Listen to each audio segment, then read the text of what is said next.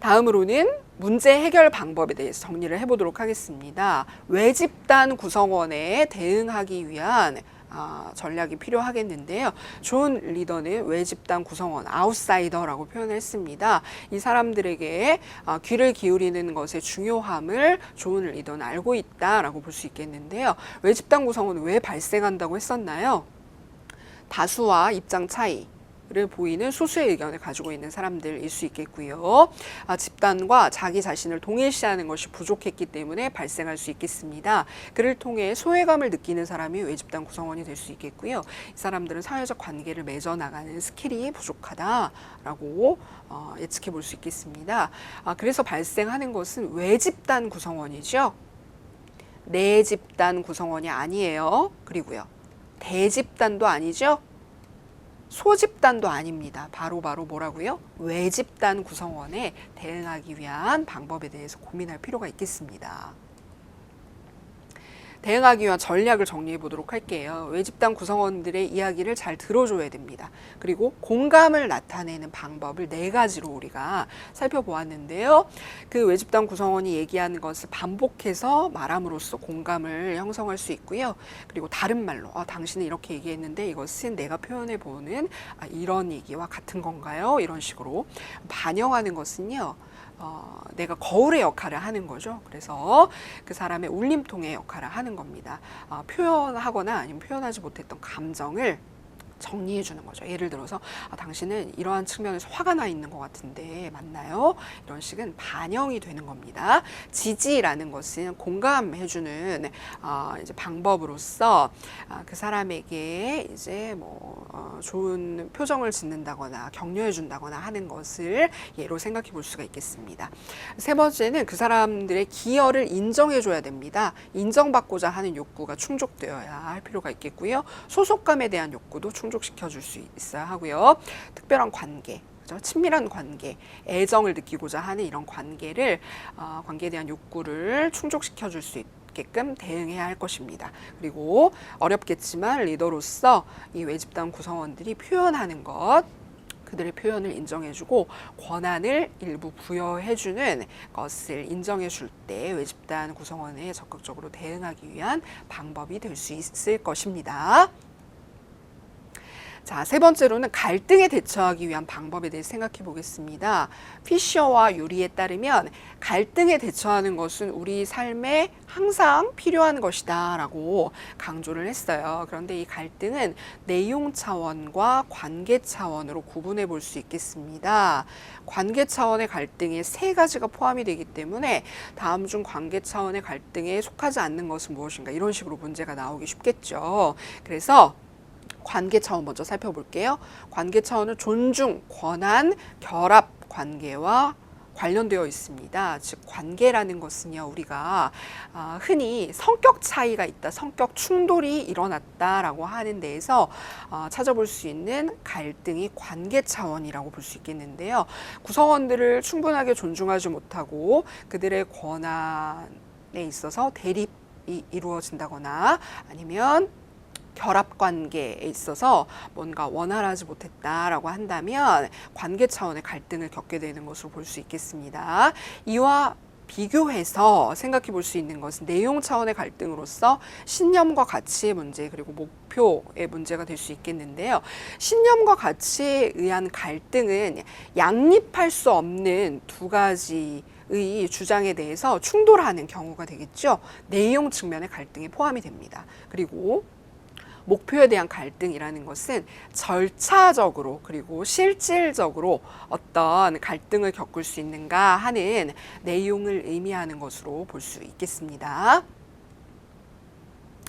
다음으로 목표 달성을 방해하는 장애물 7가지에 대해서 우리가 살펴보았습니다. 개인이 목표 생산성을 높이기 위한 길을 걸어나가는 경로에 있어서 7가지 장애물로서 불분명한 목표나 지시 때문에 힘들어한다거나 동기부여가 높지 않아서 힘들어한다거나 일 자체에서 장애를 느낄 수가 있겠는데 지나치게 복잡하거나 단순한 과업을 하게 되는 경우에 힘들어할 수 있겠고요.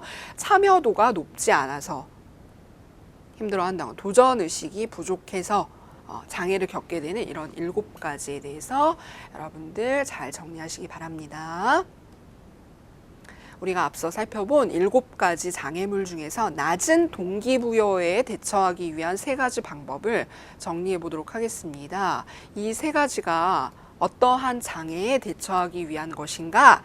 즉, 낮은 동기부여에 대해서 대처하기 위한 방안이다라는 것을 잘 기억하시기 바랍니다. 사람들이 뭔가 열심히 해야겠다는 생각을 못하고 있어요. 그런 경우에는 잘할 수 있습니다 라고 하는 유능함을 느낄 수 있도록 도와주는 것이 필요하겠다라는 거고요. 여러분이 기대하는 바는 뭔가요? 이렇게 열심히 공부를 하면 A+를 받을 수 있지 않겠어요? 훌륭한 리더로 성장할 수 있지 않겠어요? 라고 하는 것을 도와주는 역할을 할 필요가 있겠죠. 그리고 내가 하고 있는 일을 가치 있게 여길 수 있어야 합니다. 여러분, 이렇게 날씨가 너무 좋은데 공부하느라고 힘들죠? 이 공부하는 과정을 잘 끝내고 나면 여러분 너무 만족스럽고 뿌듯할 거예요. 그리고 이것은 여러분의 삶에서 정말 중요한 역할을 할 겁니다. 라고 하는 것처럼 가치를 높일 수 있게끔 동기부여를 하는 방법을 사용하는 것이 좋겠습니다. 자, 마지막으로 3번째 정리해 보려고 하는 것은 윤리적 리더십입니다. 여러분, 이 그림 생각나세요? 비교적 최근에 학습하셨던 내용이기 때문에 기억이 잘 나실 텐데요. 바로 윤리적 리더십을 설명하고 있는 6가지 요소였어요. 그죠? 리더의 인격, 행동, 목표, 정직성, 파워, 가치의 측면을 고려해서 우리가 윤리적 리더로 나아갈 수 있게끔 준비를 할 필요가 있겠습니다. 자, 윤리적 리더십 요인 중에서 인격에서 강조되는 것들이 있었는데요. 6가지를 우리가 살펴보았었죠. 바로 신뢰성, 존중, 책임감, 공평성, 배려, 시민의식을 높임으로써 우리는 인격적인 측면에 있어서 연습을 통해 좋은 인격을 보유할 수 있게끔 하는 것이 가능하다라는 설명을 했었습니다. 이 6가지 요소가 설명하고 있는 리더십 요인이 인격이라는 것을 잘 골라낼 수 있어야 할 것입니다. 다음으로는요, 행동의 요소에 있어서 리더가 목표를 이루기 위해서 실제로 행하는 방식을 행동이라고 볼 수 있겠는데요. 이것은 구성원들에게 존중심을 보이고 타인에게 봉사를 하고 공평하게 대함으로써 행동하기 위한 리더십 요인을 구체화하기 위한 방법이 되겠다라는 것을 잘 기억하시기 바랍니다. 마지막으로 윤리적 리더십의 요인으로서의 파워였어요. 그죠? 파워라는 요인을 설명해내는 5가지 종류가 있었죠. 이 5가지 종류를 설명하고 있는 특징과 예를 잘 연결시키실 수 있어야 되는데요. 먼저 준거적 파워라는 것은 절대적 기준으로서 우리가 호감을 가지고 있는 대상에 대해서 생각하는 파워의 종류였습니다. 전문적 파워라는 것은 박식한 유능함에 대해서 사람들이 따르려고 하는 파워의 종류였습니다. 그리고 합법적 파워라는 것은 사회적으로 지위를 지니고 있는 공식적인 권한, 규칙에 따르려고 하는 것이었죠. 그래서 판사의 결정에 이의를 제기하지 않고 따르려고 하는 파워의 종류였습니다. 다음 상벌과 관련되는 내용이 2개 등장했었는데요. 보상적 파워라는 것은 직장 내에서 우리에게 보너스, 성과급을 지급하려고 하는 사람에게 따르려고 하는 경향, 반대로 벌을 내리려고 하는, 우리가 강의실 수업에서 결석하는 데 대해서 감점을 하겠다라고 하는 교사의 말에 따르려고 하는 파워의 내용이 바로 강압적 파워에 속하는 것으로 이렇게 파워의 종류를 5가지 구분을 했습니다. 여러분, 특징과 예에 대해서 잘 정리를 하시기 바랍니다.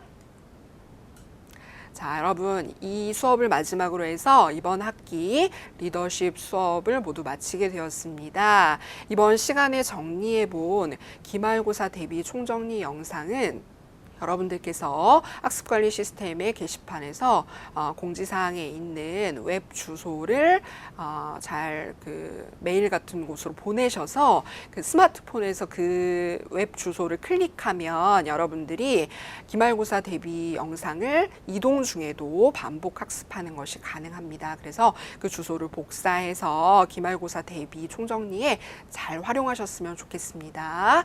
이번 학기 수업을 통해 여러분들께서 앞으로 훌륭한 리더로 성장하는 모습을 기대해 보도록 하겠습니다. 이번 학기 학습하시느라고 수고 많으셨습니다. 감사합니다.